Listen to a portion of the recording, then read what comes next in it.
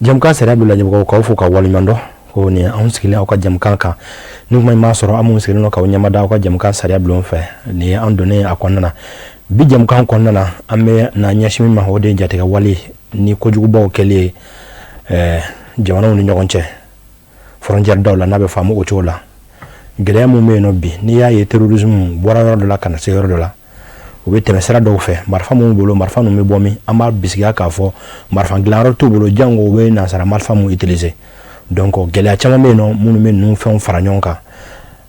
ka se ka ke terrorisme ka se ka ke bandiya era kole bi babu amna sigi wore ka hakina ndo de tam du jour terrorisme et criminalité transfrontalière les défis de la coopération pénale internationale babu abna sigo ka bi wala sanene aw kasaka chama famu nin koina mawlele nin kana ka wala saka wala nyana oye madame Jenaba Dumia ale yanga mawlele bi expert en criminalité organisée terrorisme et coopération pénale internationale anale amna masala ke bi mimi ka sababu nen aw na bo fili chamana terrorisme era nan na chugo jumomna gela jumomna no bi jamana ko nga bulu nyoma jumenke wala saka saka ninja te wala ni kojugu in kele ka bo jere kono babu abina suka ina alama bashike nen aw ana famel chama sorona ni jamuka me ba whatsapp numero abibla aw ka boloka mimi ka sababu akonya ngalo dona tawla ano kenya ngal dakuye ko siki jamuka sera blon kono na wala soni amedo babu kono inshallah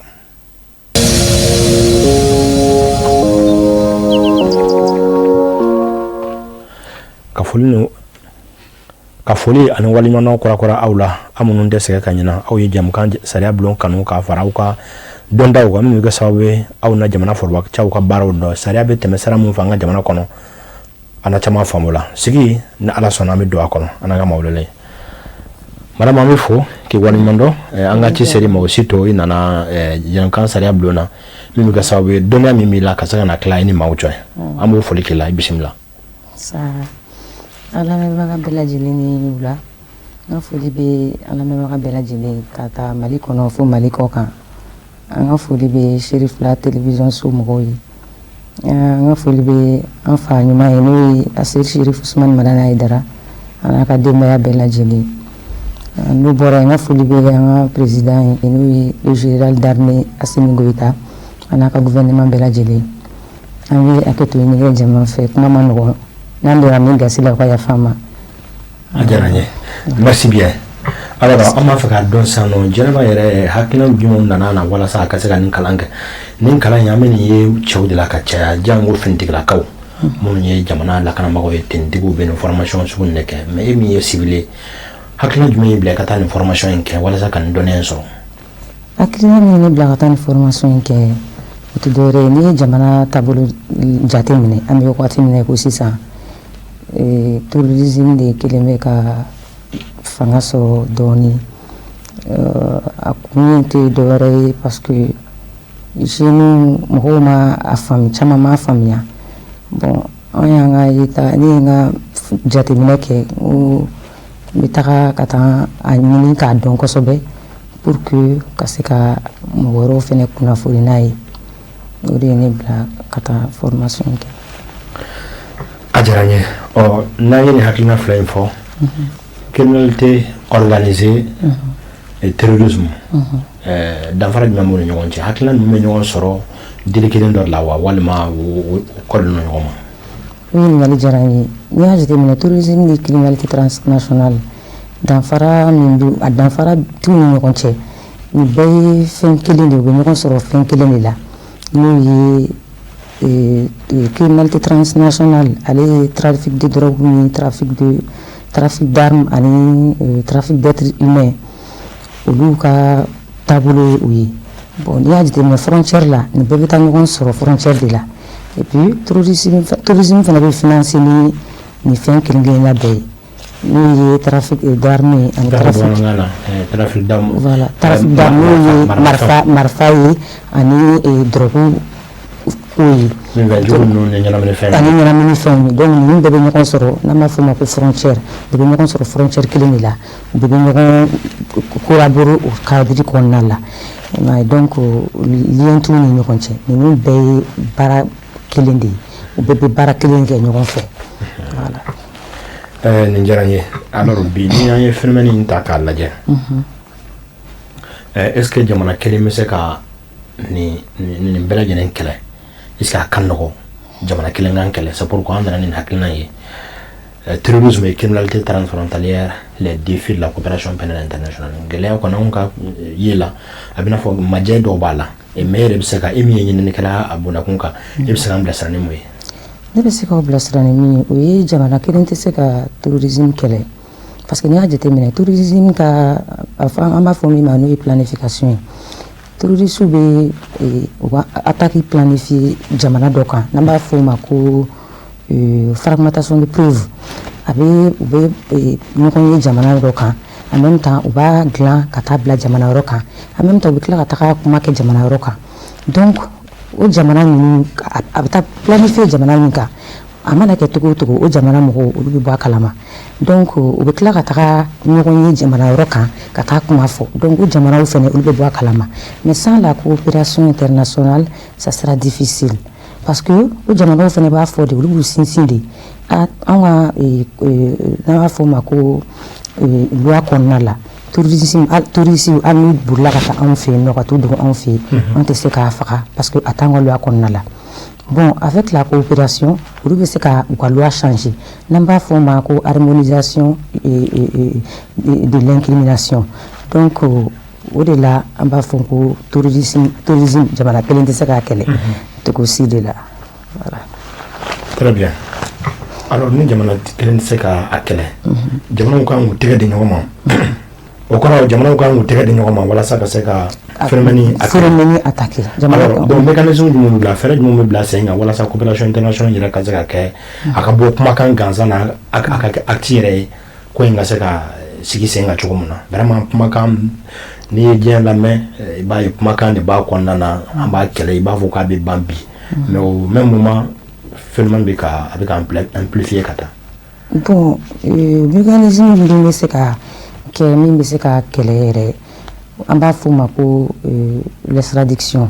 n'o ye ni terroriste e y'a minɛ i ka jamana kan i bɛ se ka jamana yɔrɔ kunnafoni k'a fɔ ko a bolila ka taa anw fɛ yen nɔ anw bɛ se ka fɛɛrɛ kɛ k'a di aw ma n'an b'a fɔ o ma ko extradition ani il y a aussi l'entrée judiciaire l'accélération de l'entrée judiciaire donc n'olu fɛnna o tɛ se ka taa ni coopération tɛ n'o accéléré la donc fɛn bɛ se ka ɲɛ sɔrɔ ko la voilà. Très bien. mais ni jateminɛ kɛ anw ka particulier la sisan nɔ anw ka jamana ɲɛmaaw ye musaka dɔw yɛrɛ labila jamana yɛrɛ ye a bisigiya k'a fɔ maa minnu bɛ yen n'u kɛn bɛ k'anw ka jatigɛwale yɛrɛ kɔkɔrɔma don bi n'an guloma yɛrɛ o tigilamɔgɔ ye ko ka se k'o ɲini yɛrɛ k'o minɛ hali n'u bɛ faga gouvernement vraiment ce n'est plus un sujet tabou gouvernement communiquera kan c'est vraiment une source officielle an ye nin kunnafoni bɔ yɔrɔ min na alors donc o tigilamɔgɔ ninnu an b'a bisigiya k'a fɔ u tɛ jamana kɔnɔna na u bɛ nin kow planifier mais a tɛ ka kɛ jamana kɔnɔ donc i b'u ɲini kuma dɔw o tɛ yan ka Mali kɔnɔ yan nɔ o mais n'olu bɛ jamana wɛrɛw kan aw ka nin coopération nasiraw fɛ normalement o jamana wɛrɛ mɔgɔw kan k'u ɲini u ka yɔrɔ la yen n'u y'u ye u kan k'u minɛ k'u bila ka na bon o bɛɛ ye parce que jamanaw ka loi tɛ kelen ye il y a la différence de an b'a fɔ o ma ko différence de loi an ka loi kɔnɔna la a bɛ yira k'a fɔ ni terroriste bolila ka taga par exemple n'a bolila ka na anw fɛ yen n'an y'a minɛ an bɛ se ka a kan ani min ka kan kiiri min ka kan an b'a bila o bolo kan mais jamana dɔw kan olu tɛ o taabolo kɛ o taabolo o t'olu ka loi kɔnɔna la voilà c'est ça loi il y a la différence de loi c'est comme jamana dɔw ka fɛn dɔw dagalen don e ka jamana kan mais jamana dɔw ka dagalen tɛ o la jamana dɔw e ka jamana bɛ se k'a fɔ ko n'i ye terroriste minɛ n b'a faga mais jamana dɔw ka terroriste tɛ faga a bɛ minɛ a bɛ se ka kaso kɛ soit a bɛ bila voilà donc o bɛɛ ye o de ye parce que dɔw fɛnɛ n'a jateminɛ dɔw ko terroriste kun ye n'an b'a fɔ o ma ko radicalisation ko mɔgɔ minnu don ko bankɛriw b'u la alors que Bamako la terroriste y'a to ye terroriste ko fo olu ka hakilina ko k'o de imposer jamana kɔnɔ min y'olu diya o de bɛ kɛ voilà dɔw fɛnɛ b'a minɛ n'o sira dɔw y'a minɛ ni radicalisation de ko u dɛnnen don kɛrɛfɛ. D'accord, mais bina fara ko ka anw yɛrɛ ka phénomène de terrorisme décrit c'est-à-dire ka ɲɛfɔli k'ale ka analyse dɔ k'ale ka kalan ni ka ɲininiw ye bila min na k'e ka ɲɛfɔli k'anw ka terrorisme na anw ka terrorisme gulonnen don fɛn jumɛn de la c'est-à-dire que ale sigilen don jumɛn kan est-ce que radicalisation de don walima fo ka fɛn dɔ imposer mɔgɔw ka sariya kumaw ni fɛn caman caman k'a fɔ i n'a fɔ anw tɛ silamɛ jamana ye e ka recherche bɛ mun jaabi d'e ma concrètement phénomène min bɛ anw ka jamana kɔnɔ n'o ye anw ka forme de terrorisme yɛrɛ ye. N'i y'a jateminɛ radicalisation b'a la mais an ka jamana ɲɛmɔgɔw ye mesure dɔ ta n'o ye k'a fɔ ko u ka na komi u se sent u ko k'u radicaliselen don donc u ka na u b'u don baara la u ka marifa bila n'u ye marifa bila an n'u bɛ kuma donc u ni min ka kan hakɛ min ka kan o bɛ d'u ma mais u ko ko non olu t'o kɔ donc min ye olu yɛrɛ ka idéologie ye n'a bɛ f'o ma ko idéologie religieuse ko fo ka o de appliquer olu b'u ka jamana ɲɛmɔgɔw o de bɛ sigi diyagoya mais donc o la o dun tɛ se ka bɛn n'a fɔra ko a ye marifa bila aw ka na an ka kuma ça veut dire que aw y'aw yɛrɛ kɛ mɔgɔ den kɛrɛfɛlen ye mais an bɛ fɛ k'aw bɔ den kɛrɛfɛlenya la komi aw y'o de fɔ donc an bɛ fɛ ka aw dɛmɛ n'a bɛ f'o ma ko DDR o bɛ a kɔnɔna la n'o ye voilà désarmement démobilisation et réinsertion n'o ye DDR ye donc n'o initiative tara ka di anw ma voilà o ye ka aw dɛmɛ de parce que aw ko ko aw dɛmɛ bɛ kɛrɛfɛ ko vous êtes minorité aw ye mɔgɔ dɔgɔmaninw ye aw ka hakɛw ma d'aw ma mais n'a fɔra k'a la fɔ aw ye na ka kuma an ka sigi ka kuma aw ka hakɛ ye min ye n'aw bɛ min fɛ o bɛ d'aw ma o bɛɛ la u ko ko non ko olu ka idéologie o ye idéologie de islamique o ye ka diinɛ kɛ diyagoya k'a yɛlɛma k'a ko olu yɛrɛ ta cogo ye voilà. donc anw ka terrorisme fixelen don nin de ye taasira in kan kosɛbɛ. a fixelen don taasira de kan kosɛbɛ. d'accord mais bi n'i ye coopération internationale pénale ta k'a jateminɛ e ka analyse bɛ boli mun de kan anw ka jamana ni o taasira in yɛrɛ la bi n'a fɔra ko fɛɛrɛ coopération internationale pénale ko fɛɛrɛ dɔ bi walasa ka terrorisme yɛrɛ kɛlɛ c'est à dire que jatigɛ wale yɛrɛ ka ban ka bɔ diɲɛ kɔnɔ pewu parce que ni diɲɛ bɛɛ y'i tɔgɔ di ɲɔgɔn ma ni extradition ko ye mun fɔ ni terrorisme dɔ bolila ka bɔ Mali la ka taa da jamana wɛrɛ misali la an kɛrɛfɛ jamana dɔ la nɔ o tigilamɔgɔw k'a tigiw la mɔgɔw minɛ k'u bila ka na Mali la n'o kɛra on espère que o bɛ se ka caman bɔ a la mais e yɛrɛ ka analyse bɛ boli jumɛn kan e ka ɲininiw kɔnɔ majɛ jumɛn yɛrɛ bɛ coopération internationale pénale yɛrɛ la pour ka se ka ko in yɛrɛ ban n'o ye diɲɛ bɛɛ k'i tɛgɛ da ɲɔgɔn ma walasa ka phénomène in yɛrɛ ban pewu majɛ jumɛn b'a la. Ne ka hakilina la majɛ min b'a la o ye n'an b'a fɔ o ma ko reconnaissance mutuelle o ye majɛ fɔlɔ ne ye fɛn min labɛn n fɛ yen ne bɛ fɛ ka n ka loi kɛ cogoya min ne bɛ fɛ ka fɛn min kɛ n ka jamana kɔnɔ e fɛnɛ ko accepter o ye fɔlɔ ye filanan n'o ye n'an b'a fɔ o ma ko respect de souveraineté n'o ye k'an ka yɛrɛmahɔrɔnya respecter o y'a majɛ filanan ye ani il y a aussi le procédure l'entrée de procédure d'extradition ka procédure judiciaire ka teliya o fana y'a majɛ dɔ ye. D'accord, mais est-ce que en tout cas les Nations Unies, les organisations internationales, à commencer par les Nations Unies, diɲɛ furuba tɔnba ninnu jango min ye Nations Unies n'o bɛ an bɛ se ka bisigiya k'a fɔ o bɛ diɲɛ bɛɛ lajɛlen kun ka ko kuma fɔ est-ce que o fana kɛlen don ka sariya ta o kɔnɔna na walasa ka terrorisme yɛrɛ kɛlɛ wa.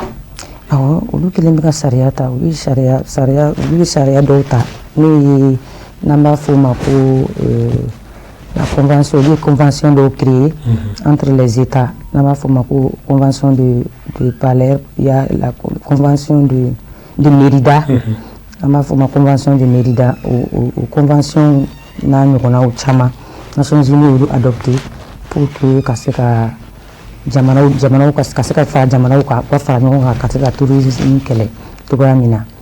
il y a aussi convention africaine africain fana ka jɛkulu dɔw bɛ yen nɔ n'o ye l'UEMOA ni UA ye o fana fɛn kɔnɔna la cadre juridique kɔnɔna la olu fana ka baara fana bɛnnen don o ma pour que ka se ka fara jamanaw kan ka se ka tourisme kɛ. D'accord, toujours dans la coopération pénale internationale. N'a fɔra bi k'an ka ko in yɛrɛ cɛmayɔrɔ fɔ. Est-ce que Madien doté nani yɔrɔ ninnu na parce que n'i y'a jateminɛ ka kɔngɔ kɛlɛ i b'a sɔrɔ organisation dɔ bɛ yen nɔ min sigilen don o kama. Ka sigida lakana il y a en tout cas il y a des organisations internationales ka kɔngɔ kɛlɛ organisation internationale dɔw bɛ yen nɔ walasa k'o fa tel que PAM. Programme alimentaire mondial. N'an ye sigida lakana ta il y a le PNUD, le programme des Nations Unies pour l'environnement. PNUD pour le développement o n'a ɲɔgɔnna ninnu. Exactement. Mais est-ce que le terrorisme kɛmɛ fɛn bi qui met en péril la paix et la sécurité internationale? Bien sûr. Alors, mon organisation m'a sigi pour lutter efficacement contre le terrorisme. Est-ce qu'il y a un alphabet ou bien est-ce qu'il y a un droit ou un monde? Nations Unies a chaque dala organisation donc créée pour lutter contre le terrorisme. Ah bon? Oui, Nations Unies est corona là aussi que les Nosinga. Mais au corona là parce que n'y a dit mais qu'on fait créer là droit de l'homme fait ka joro baka joro benino parce que n'y a fait tout comme ça. Dɔw fana ko i y'a jateminɛ jamana dɔw ko terroriste n'u minɛna u kana faga u kana torturer o b'u kɔnɔna la quoi donc bɛnkan bɛ yen mais fɛn dɔw bɛ yen u ko k'u kan ka taa an kana jamanaw kana taa n'o Nations Unies ko jamana kana taa n'o sira ye ko parce que ko mɔgɔninfinw de don d'après tout n'u minɛna u bɛ se ka aman ka u bila ka aman sara comme u bɛ se ka kaso kɛ 10 ans ɲɔgɔn u ka labɔ u bɛ dɔw kɔnɔna la bon a ko droit de l'homme ka côté bɛ yen quoi terrorisme dans la lutte contre le terrorisme voilà. D'accord, mais nous avons le droit de savoir ta candidate. Par exemple, quand nous prenons des disciplines juridiques comme le droit international des droits de l'homme, le droit international humanitaire, mais est-ce que quand on parle du phénomène de terrorisme, ka wuli ka baga groupe ma doma, ka wuli ka baga dugu kuturu doma, ka dugu dɔw maaw ni makara ka maaw faga, est-ce que au droit de l'homme ko fana vraiment o tɛ majɛ dɔɔni s'il faut défendre ces individus dans cette posture? Vraiment, n'i y'a jateminɛ k'a fɔ terroriste yɛrɛ bɛ tiɲɛni min don jamana kɔnɔ a tiɲɛni ka bon fo ka dama tɛmɛ parce que u bɛ fagali minnu kɛ attentat minnu bɛ kɛ ani ka mɔgɔw minɛ ka wari minɛ mɔgɔw kidnapper ka fo ka wari di en même temps u bɛ baga mɔgɔw ma ka mɔgɔw faga donc n'i y'a jateminɛ droit de l'homme man ka imposer o la mais komi terrorisme fana a bɛ fɔ ko ils sont radicalisation radicaliselen don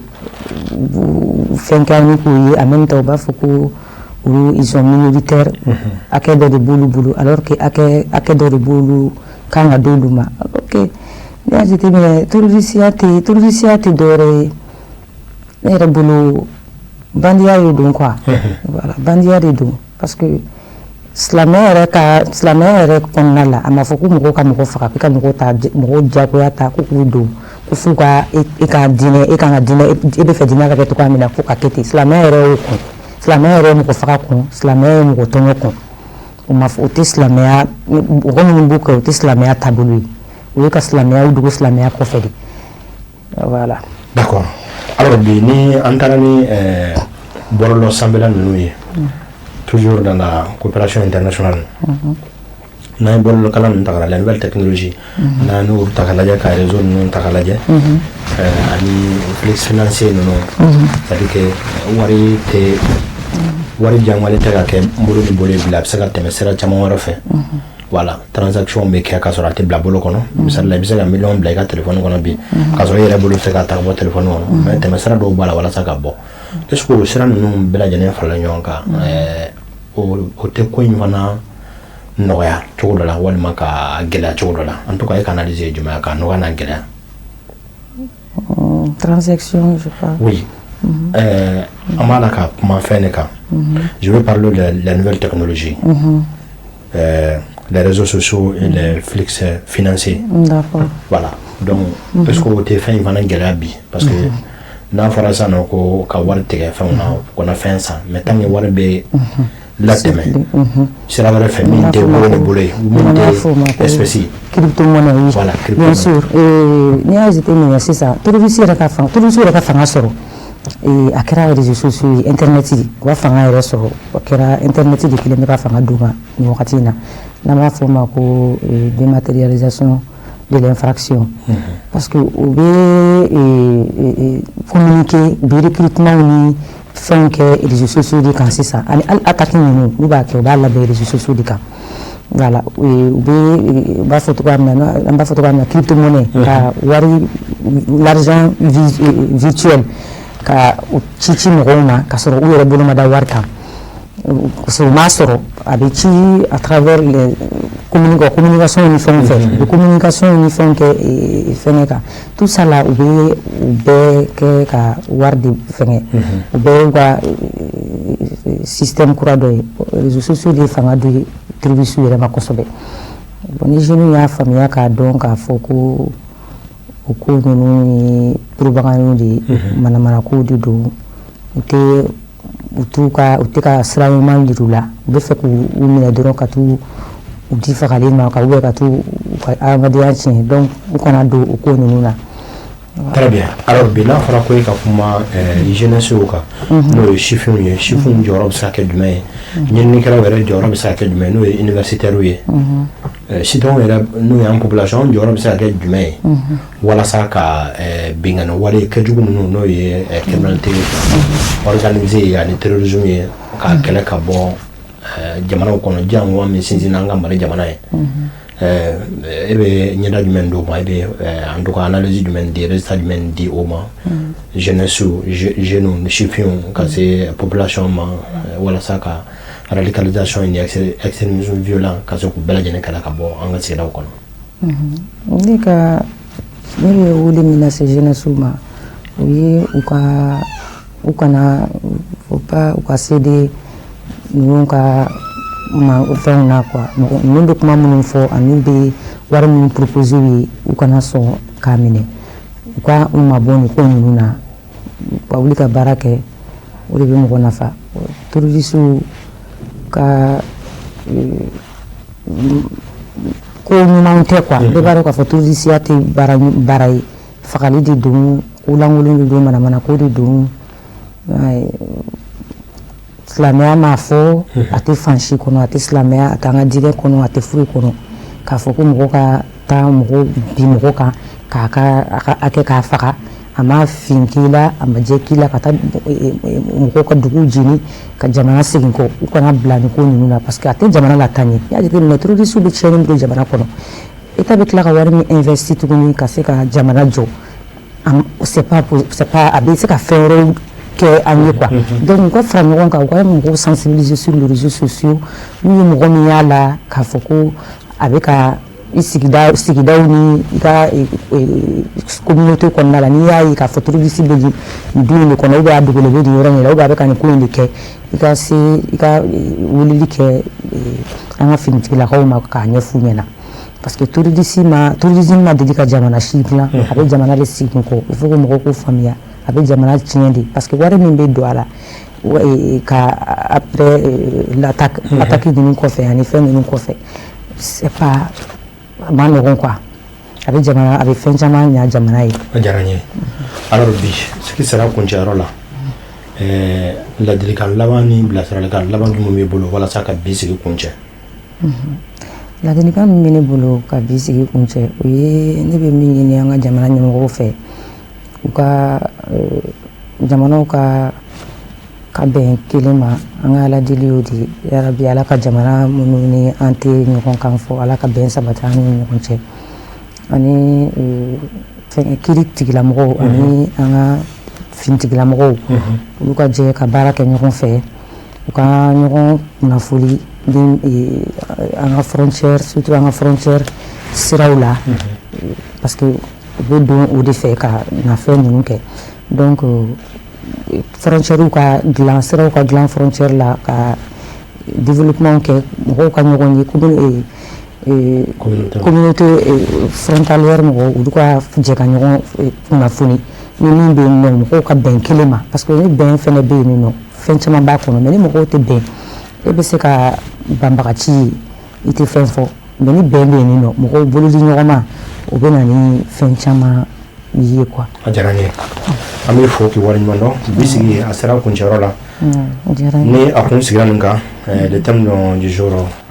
terrorisme et criminalité transfrontalière les défis de la coopération pénale internationale maa welele madame Djeneba Doumbouya experte en criminalité organisée terrorisme et coopération pénale internationale sigi kun bɛnna nin kan hakili la min ye banbagaci wale kɛcogo nacogo a sigicogo ye a gulonnen don guloma mun na o bɛ bɛnbɛnw la sabati cogo mun na hakili la a da sera ninnu bɛɛ lajɛlen ma o la min ye diɲɛ foroba tɔn yɛrɛ ye diɲɛ bɛɛ b'i yɛrɛ sɔrɔ kuluba min kɔnɔ n'o ye Nations Unies ye n'a sera ka lajɛ waati nataw la walasa ka ko in soutenir a kɛlɛ ka criminaliser yɛrɛ n'ale ma la k'a fɔ o bɛ sɔn ka na ni fɛsɛmandenya dɔ ye ko in kɔnɔ n'o tɛ gɛlɛya caman bɛ yen a kan ka lajɛ kosɛbɛ kosɛbɛ terrorisme jamana si tɛ diɲɛ kɔnɔ ko i bɛ se k'a épargner ni o kɛra a bɛ kɛ sababu a kan ka kɛ sababu ye sisan bolodiɲɔgɔnma ka kɛ tɛgɛdiɲɔgɔnma ka kɛ walasa ka ko in kɛra bi babu ale sera a kuncɛyɔrɔ la ne b'a fɔ waati wɛrɛ ni aw an na ɲɔgɔn sɔrɔ jamukan sariya bulon wɛrɛ kɔnɔ hakilina nin kun don ne b'a fɔ aw k'an bɛn don wɛrɛ salamu alaikum wa rahmatulahi taala wa barakatuh.